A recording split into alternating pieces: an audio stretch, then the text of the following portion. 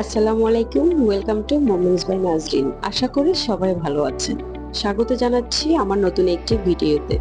আজকের ভিডিওতে থাকছে শ্রীমঙ্গলের লাউয়াছড়া জাতীয় উদ্যান, মাধবপুর লেক এবং সর্বশেষে বাংলাদেশের সবচেয়ে জনপ্রিয় এবং বৃহত্তম চা বাগানগুলোর মধ্যে একটি নূরজাহান টি এস্টেট।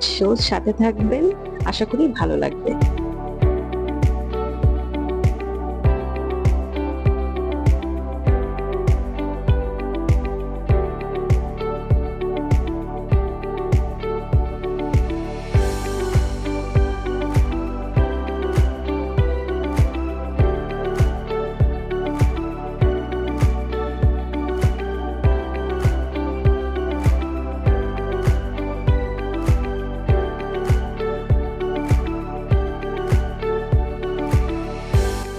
ফার্স্টে আমরা যাব লাউয়াছড়া জাতীয় উদ্যানে। আমরা যাওয়ার পথটা অনেক সুন্দর ছিল, দুই পাশে পাহাড়, মাঝখান দিয়ে রাস্তা আঁকা বাঁকা উঁচা নিচা রাস্তা ছিল, রাস্তাটাও সুন্দর ছিল। যাওয়ার পথে পাশেই একটা চায়ের দোকান ছিল, টং চায়ের দোকান, পাশে চা বাগান আর চা গরম ছিল, তারপরেও আমরা চা নিচ্ছিলাম। চাটা আমাদের সিএনজিওয়ালা বলছিল চাটা অনেক মজা, সবাই এখানে পর্যটকরা বসে এখানে চা খায়, সবাই বুঝতে পারে, ফ্যামিলি ফ্রেন্ডস সবাই এখানে বসে চা খায়। এখানকার লোকাল কলা নিয়েছিলাম, বাচ্চারা বিস্কিট খাচ্ছিল আর আমরা মালাই চা নিয়েছিলাম। আমি মালাই চা খেয়েছিলাম। চার টেস্ট আমার কাছে এখনো পর্যন্ত শ্রীমঙ্গলের বেস্ট চা কোনোটাই মনে হয় নাই। দেখা যাক এরপর।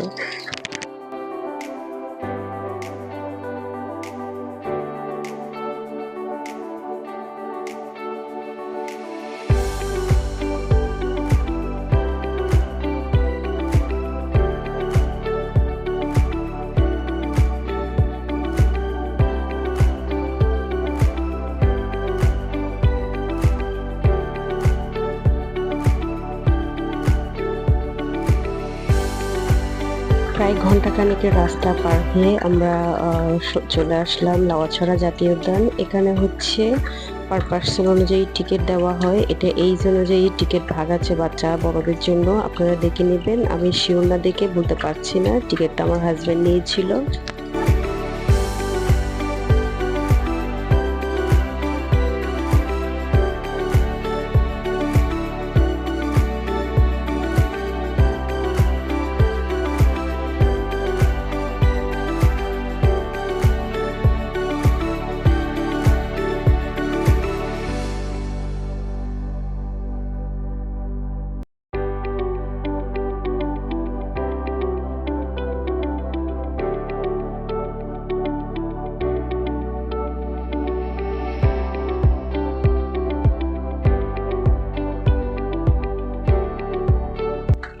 এই জাতীয় উদ্যানের ভিতরে রাস্তাটা অনেক সুন্দর ছিল, বাট একটা বিষয়, দুই পাশে বন জঙ্গল থেকে একটা সাউন্ড আসছিল, যেটা ঝিঝি পোকা বা বিভিন্ন ধরনের পশু পাখির একটা শব্দ, অনেক ডিফারেন্ট একটা এখান থেকে সাউন্ড পাওয়া যায়, শুনতে কিন্তু অদ্ভুত লাগে।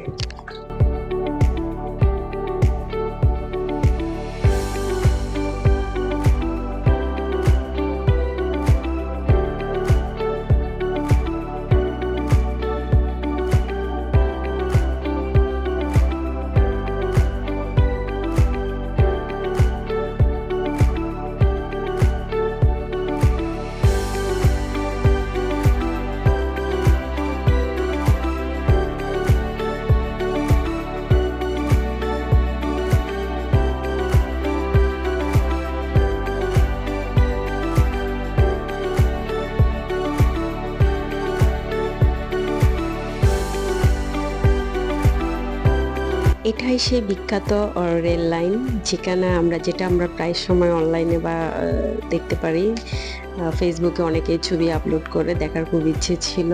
কিন্তু আসলে রেল লাইন তো রেল লাইনে, বাট একটা পার্কের মাঝখান দিয়ে রেল লাইন গেছে, সবাই খুব এক্সাইটেড থাকে রেল লাইন দিয়ে রেল যাওয়ার সময়, দেখার সময়। এটার দুই পাশেই বানরের অনেক খেলা দেখা যায়, অনেকগুলো বানর খেলা করে একসাথে, বাট এখানে খুব সাবধানতা অবলম্বন করতে হয়। এখানে আমার আছে জল সিনেমার একটা সাইনবোর্ড দিয়ে রেখেছে, যেখানে আমার আছে জল সিনেমার এখানে শুটিং হয়েছিল, আর একটা হলিউড মুভি এখানে হয়েছিল। এখানে বানরগুলার থেকে সাবধান থাকতে হয়, এই জন্য ওরা অনেক সময় মোবাইল কেড়ে নিয়ে নেয়, বা কারো হাতে যদি খাবার দেখে সেটা নিয়েও টানাটানি করে। সো এখানে একটু কেয়ারফুল থাকতে হয়।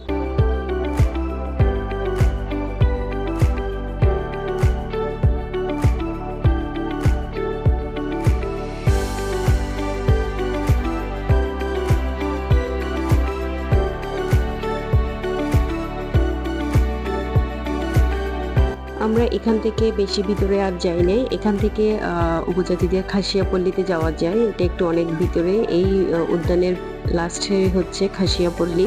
অনেকেই অনেকেই গিয়ে ঘুরে আসে, খাসিয়াপল্লী দেখে আসে। বাট আমার বাচ্চা ছিল সাথে, আমার কাছে গরম বেশি লাগছিল, তখন ওয়েদারটা খুব গরম ছিল, যার কারণে আমি আর ভিতরে যাই নাই। আপনারা চাইলে ঘুরে আসতে পারেন, নতুন একটি জায়গা, নতুন একটি অভিজ্ঞতা হতে পারে। তবে যেহেতু জঙ্গলের ভিতরে, পাহাড়ের ভিতরে, একটু সাবধানতা সবাইকেই অবলম্বন করতে হয়।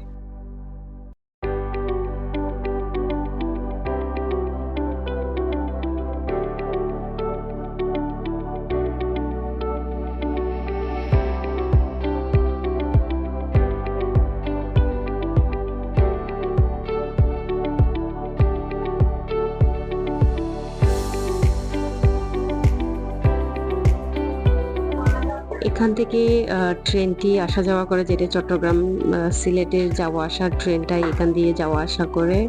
সবাই অপেক্ষা করে এটার জন্য। আমরাও লাকিলি এটা দেখে ফেললাম। আমরাও এই ট্রেন দিয়েই আসছিলাম, সো এটাই আবার দেখলাম।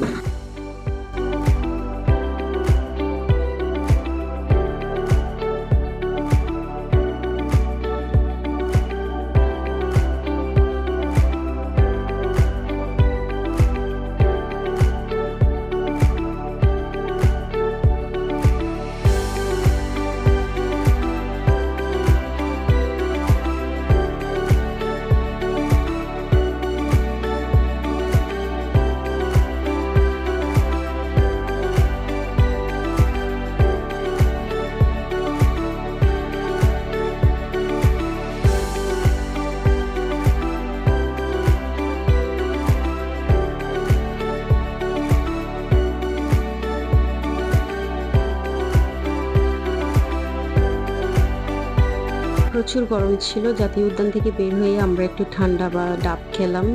একদম অনেক বেশি গরম ছিল। এরপরে আমরা মাধবকুণ্ড লেকেই চলে আসলাম ডাইরেক্ট। এখান থেকে প্রায় আমাদের আসতে সময় লেগেছে 2 ঘন্টা, 1.5 ঘন্টার মতো সময় লেগেছে।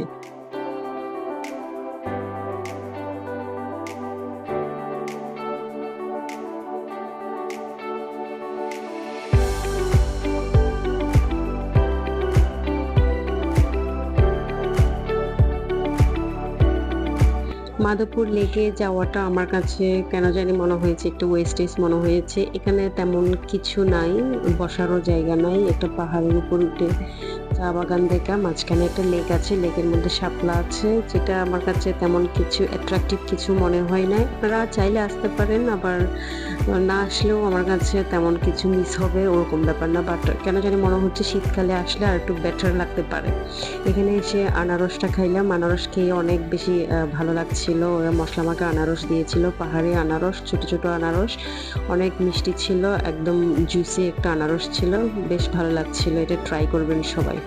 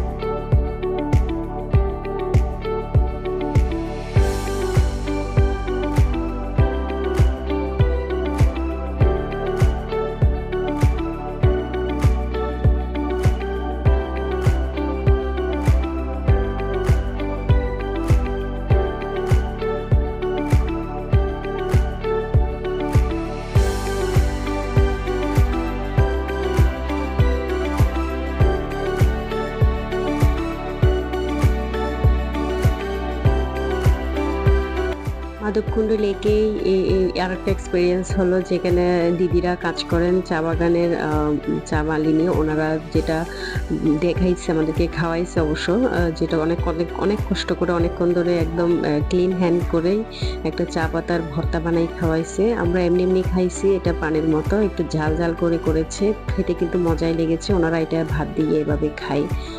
আমরা এই ছিল আমাদের মাধবকুণ্ড লেকের এক্সপেরিয়েন্স। আমরা অনেক বেশি ভিতরে যাই নাই, একটু পাহাড়ে উঠে দেখলাম, বাস এখান থেকে একটু ঘুরেই আমরা চলে গিয়েছিলাম। প্রচুর গরম ছিল, বসার কোনো ব্যবস্থা ছিল না, বা গরমও ছিল, মানুষজন অনেক বেশি ছিল।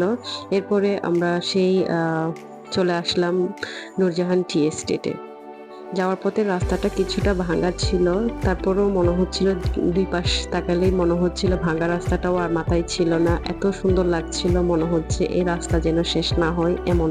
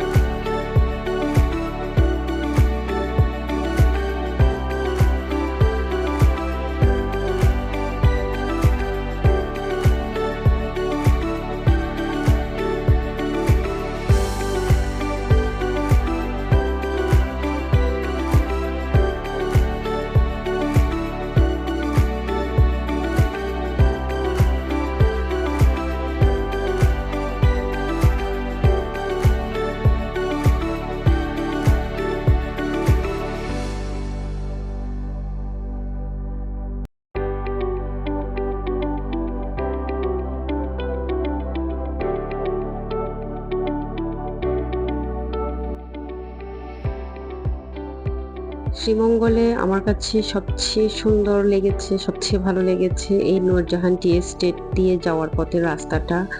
আপনারা যে আসবেন, অবশ্যই নূরজাহান টি এস্টেটের রাস্তা দিয়ে একবার ঘুরে যাবেন, অবশ্যই ভালো লাগবে। এখানে এই রাস্তা দিয়ে এমনি হেঁটে গেলেও ভালো লাগবে, আপনি যেভাবে যান, সিএনজি নিয়ে যান, অনেকে জিপ গাড়িগুলো নেন যেটা উপরে সাতখোলা, ওগুলা করে গেলে আরো বেশি বাতাস বা ভালো লাগে। আমার কাছে এটা সবচেয়ে বেশি, এখানে শ্রীমঙ্গলের সব যেগুলো আমরা ঘুরেছি স্পটগুলা, সবচেয়ে এই জায়গাটা আমার কাছে বেশ ভালো লেগেছিল।